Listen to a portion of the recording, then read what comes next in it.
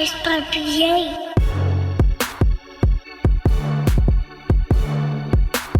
Boys by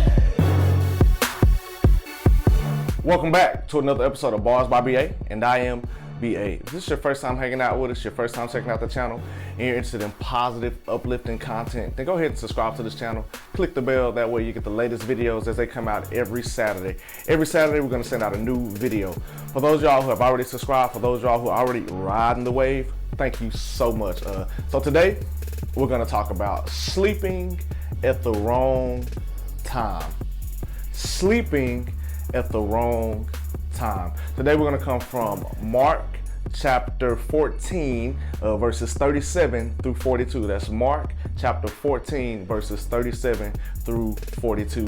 And we're going to be talking about Jesus. He went up to the mountain to pray, and he asked his disciples basically to stay awake while he's up at the mountain praying, to stay awake and pray for him and look out for the enemy, and just look out, keep lookout. You know, somebody say, hey man, look out, let me know if somebody's coming. All right, so we're going to talk about sleeping at the wrong time. And before we get started, I just want us to pause and take a look at the times that we currently live in, the times that the world is currently in.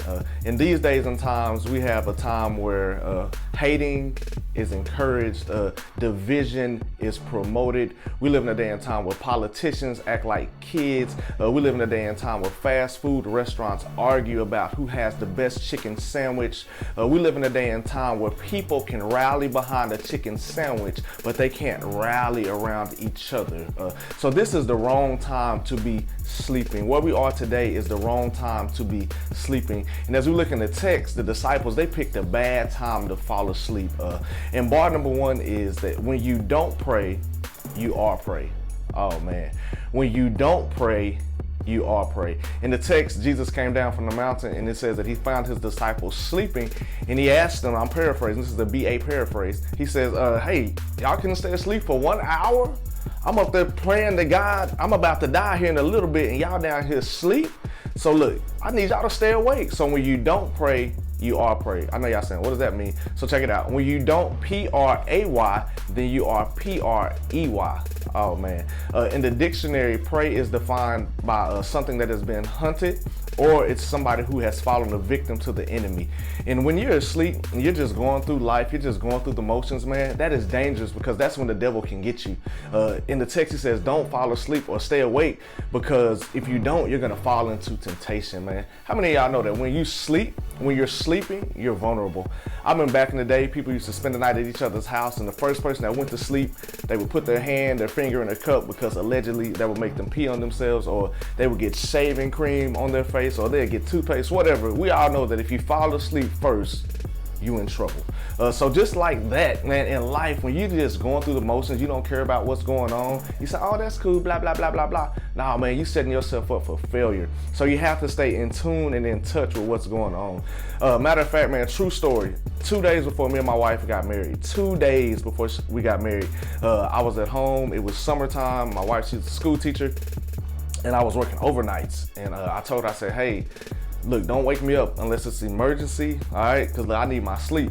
So I was sleeping. She was like, all right, I'm going to run some errands. I'll be back. So I was like, cool. So I was sleeping, and I heard my wife come back in. But you know how you half sleep, half awake? So you just like, I hope don't nobody talk to me, wake me up, sleep.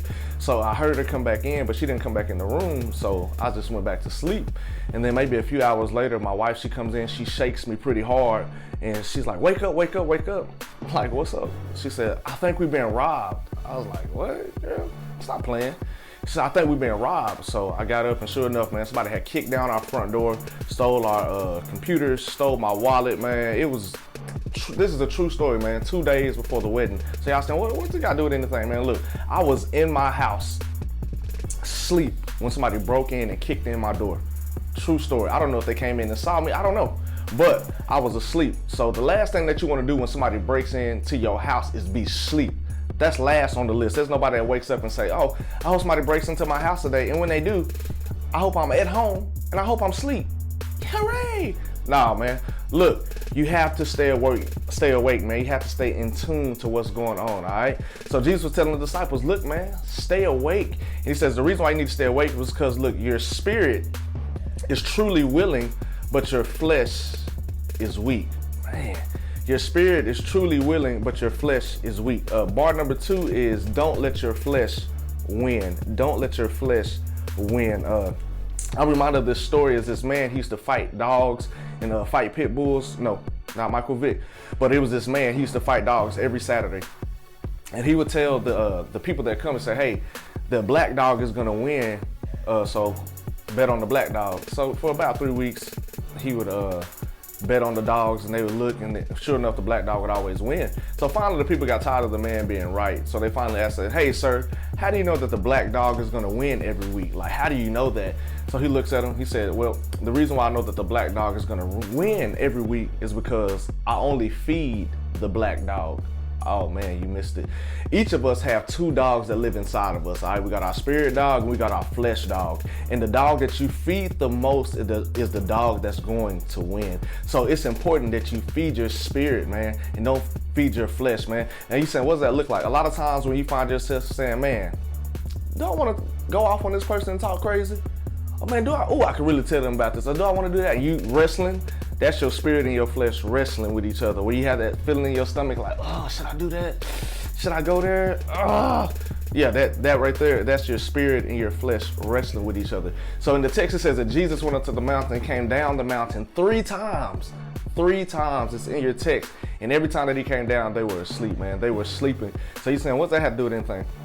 What that lets us know is that although we're sleeping, although we may not be in tune and in touch with what's going on, God still cares about us. And you say, how do you know he cares about us? Because anything that you check on, you care about. Anything that you follow up on, anything that you check on and see how they are doing, you care about. So in this text, it lets us know that Jesus cares about you, man.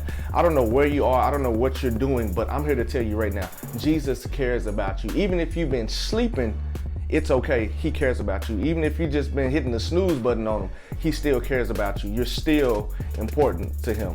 So in this text, what makes this sleeping thing such a big deal is this is just minutes before Jesus was about to be betrayed. This is just minutes before Jesus was about to be by himself. So this time during Jesus' life is really a big deal. And bar number 3 is don't miss the moment. The disciples, man, they didn't realize the magnitude of the moment that was taking place. They didn't realize that Jesus was about to be betrayed. Jesus was about to die for your sins and my sins. They missed that. So this was a big moment, man. I'll never forget when my daughter, she was in 8th grade. I said, hey, Daddy, can you come up to the school, bring me some lunch so we can do lunch together? So, man, I was so excited, man. I was eager as a beaver. I was like, oh, man, my daughter wants to do lunch with me? Yes. Hey, I sent her a text, hey, what do you want for lunch? So I want Chicken Express. Cool, I went Chicken Express, got her something, got me something. And I got to the school, I was like, hey, checking in, doing lunch with my daughter. It's like, oh yeah, sir, get a visitor's pass. So, I got the drinks and everything. My daughter, she comes into the office and she's like, hey, Dad, gave me a hug, everything was cool. I'm like, man, all right, so I hear the lunchroom and we walk out the door and she looked at me and I looked at her. I said, the lunchroom's this way. She's like, oh yeah, Dad, no. You're not gonna eat lunch with me. I just wanted you to bring me some lunch. She said, those days are over. Like, you can't eat with me. I just want you to bring it to me. So she shooed me. You know how you shoot somebody, like, get on. She did that to me. And I don't deal well with rejection. So not when it comes from my own child. So she walked off and I went and sat in the car. You know your feelings really hurt when you sit and you gotta think about it and you like, did that just happen? So she left and I ate my chicken strips on the way home by myself.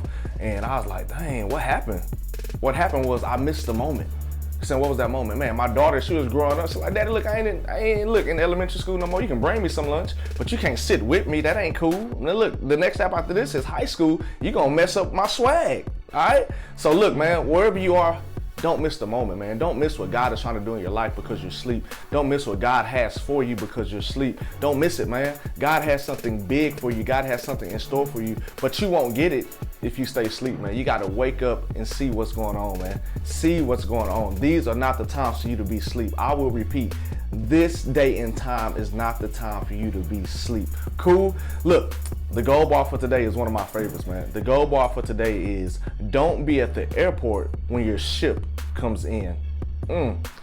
Don't be at the airport when your ship comes in, man. Look, like, share, subscribe, leave a comment, man. Share this video with at least 2 people, man. Some people, you know, that they need to wake up, man. They need to see what's going on. I ain't talking about that stay woke type stuff. Nah, I mean stay awake and see what God has for you, man. He's trying to do something big in your life, man.